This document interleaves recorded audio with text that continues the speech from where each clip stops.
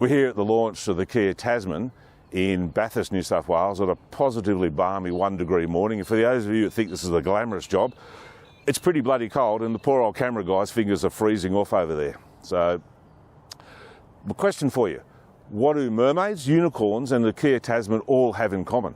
Well, up until today, they're all mythical creatures that we hear about, but the Tasman is finally here. You can walk into a showroom and buy one. Have a good look at it. Now, the ute market in Australia is exceptionally competitive. We have more utes in Australia, I think, than anywhere else. We've got probably the toughest conditions in the world in terms of what these utes are used for, and there are more utes coming in almost every week at the moment.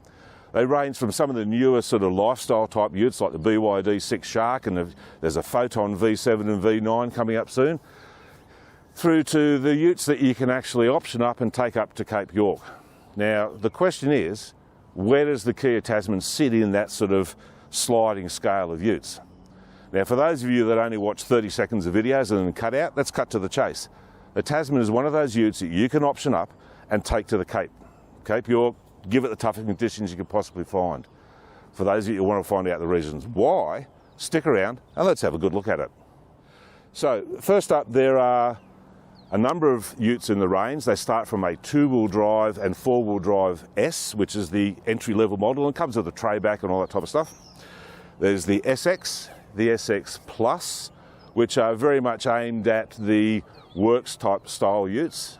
Then you've got the X line and this one, which is the X Pro, top of the line, aimed very much at the recreational 4-wheel drive market. Now, there is a difference in the bonnet and grille of these vehicles. This one, as I said, aimed at the 4-wheel drive market, so it has got a good approach angle that sits there with nothing down low. But the other utes, the S, the SX, the SX Plus, have a lower air down the front there. The reason being, it's for pedestrian safety. Now, those vehicles, we believe, or Kia believe, will get a very good ANCAP rating, but the X line and the X Pro won't have that, so they'll remain unrated.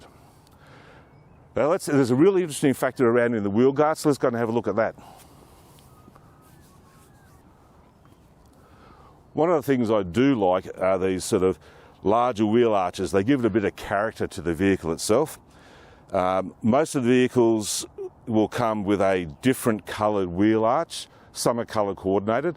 The ones that don't have the colour coordination have a really clever fold down feature there that allows you to, I don't know, store some stuff. But I did talk to the Kia guy yesterday, and they're thinking of putting an onboard air compressor in there, which would be really cool, actually.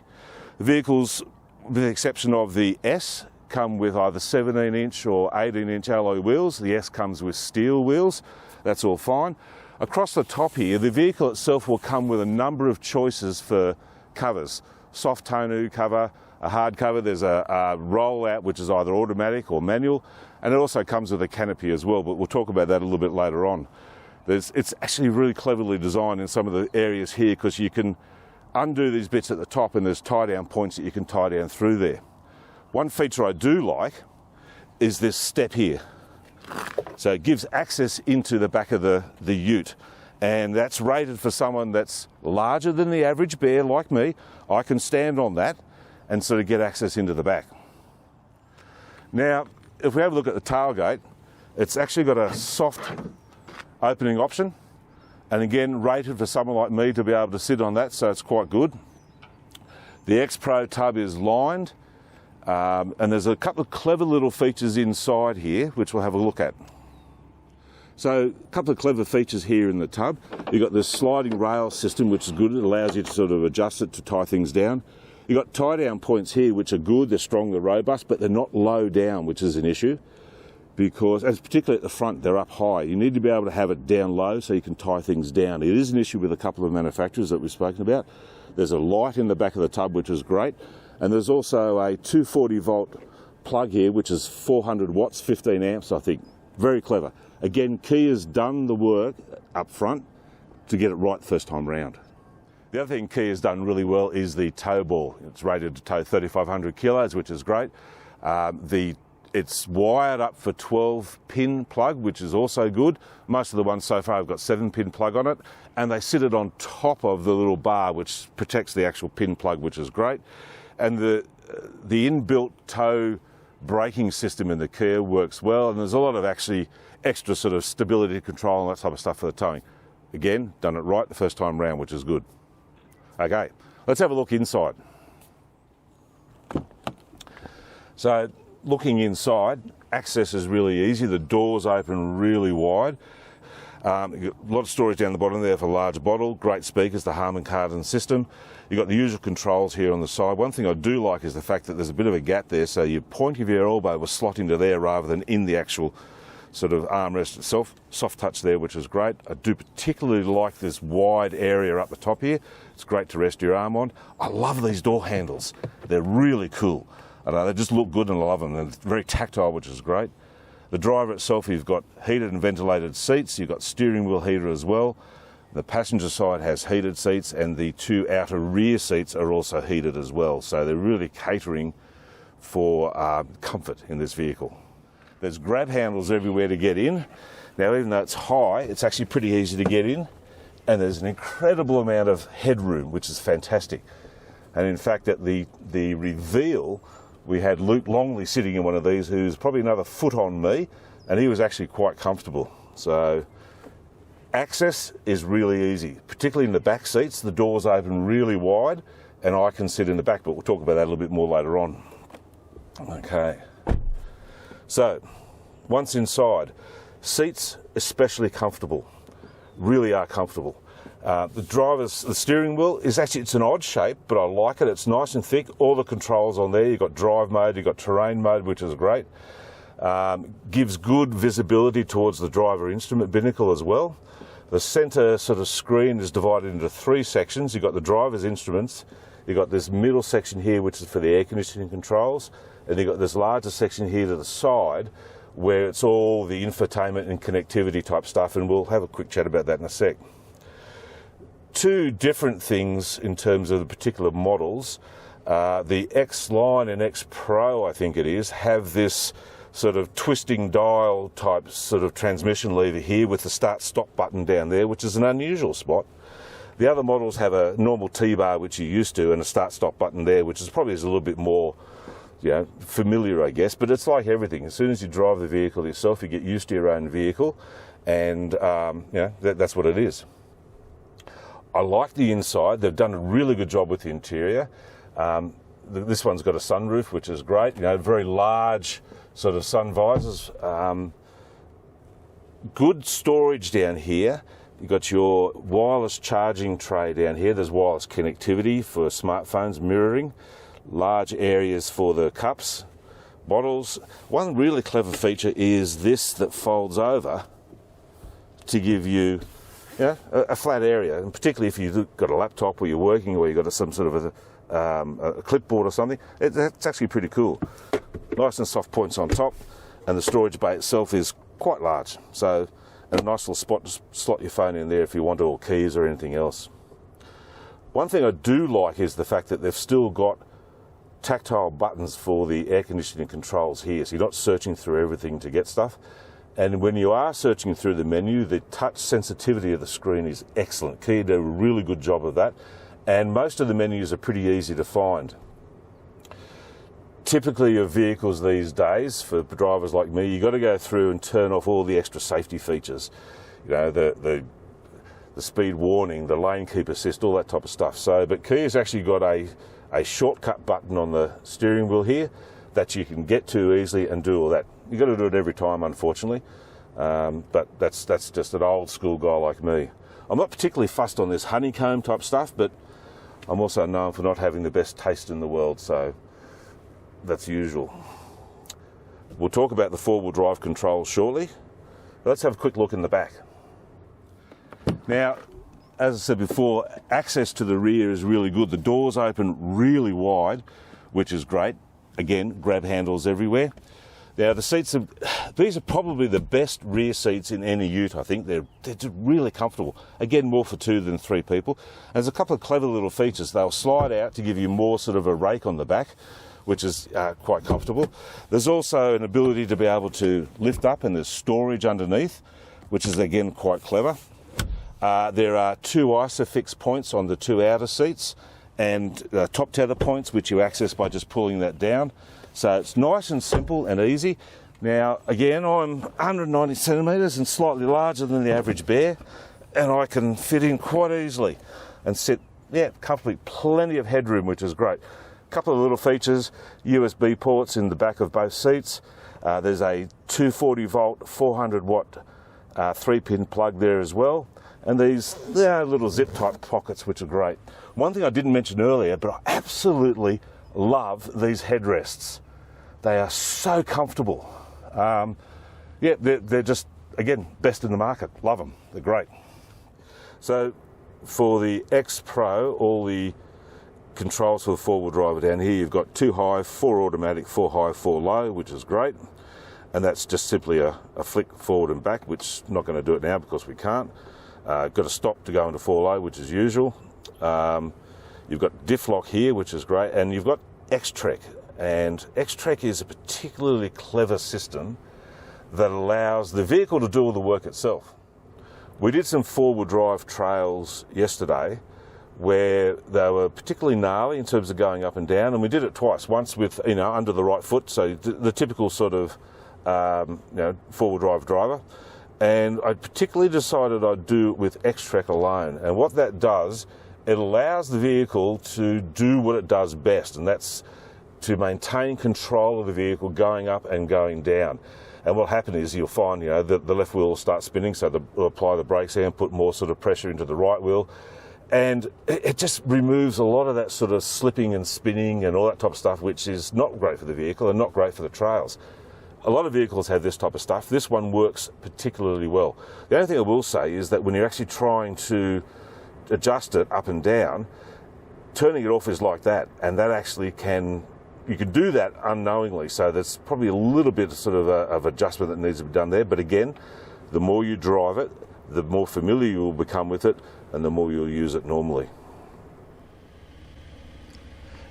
Now, I deliberately did this sort of crossover gully type section in 4 automatic. No 4 low, no diff lock, and our tyres are pretty much full of mud by this stage.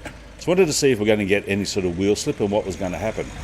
We're getting just a little bit of wheel slip there, as you can see, and didn't want to push too hard because I didn't want to scrape the front, but it actually does it really well, and it sort of goes up the other side quite easily. Great articulation there, keeps the wheels on the ground pretty much at all times. Just shows how good this Tasman is off-road.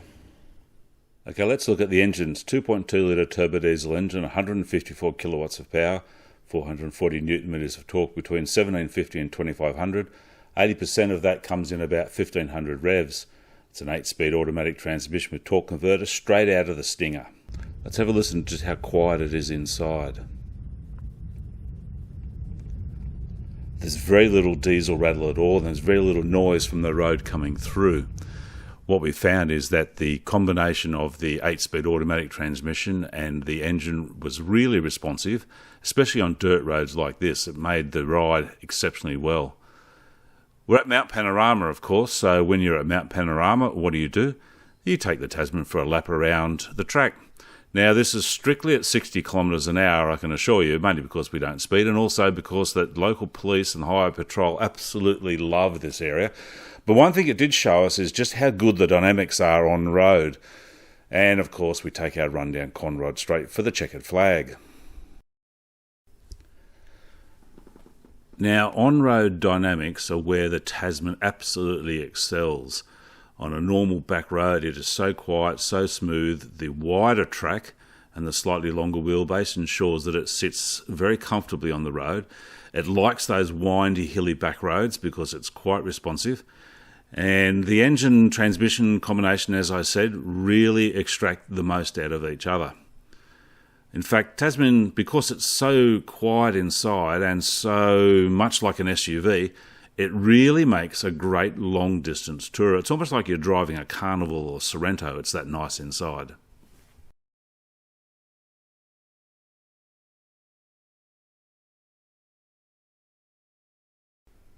One of the biggest questions is, what does the Tasman like to tow? Now, it will tow big vans, but also on the test we did a 2300 pop-top caravan, which was an ideal weight. 25 to 2800 is probably where I'd top it out.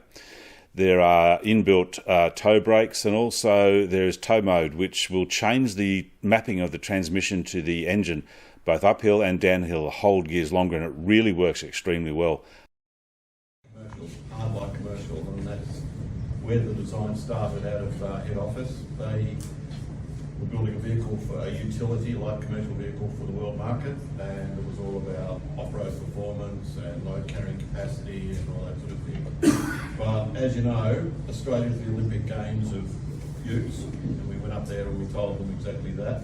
And they have done a lot of benchmarking, but some of the ride and a lot of the durability and everything was well and truly covered.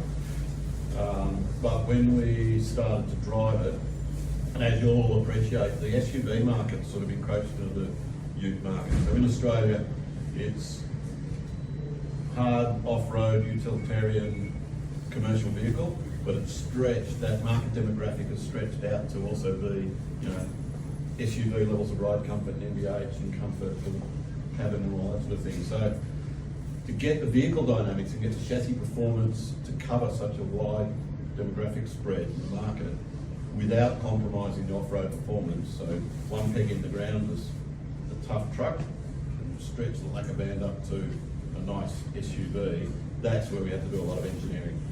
So it started right up the front. Bull bar. And of course, here are those fog lights that I spoke about before. We have the front radar is embedded in here, and this is just for symmetry purposes, we've used the blanket plate there.